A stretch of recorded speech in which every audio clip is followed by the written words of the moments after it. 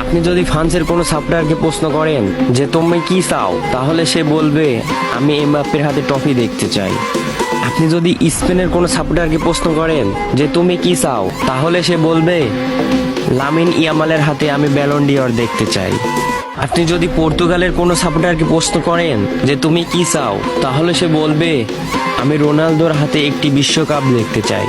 আপনি যদি আর্জেন্টিনার কোনো সাপোর্টারকে জিজ্ঞাসা করেন যে তুমি কি চাও, সে বলবে আমি লিওনেল মেসির হাতে আরো একটি বিশ্বকাপ দেখতে চাই।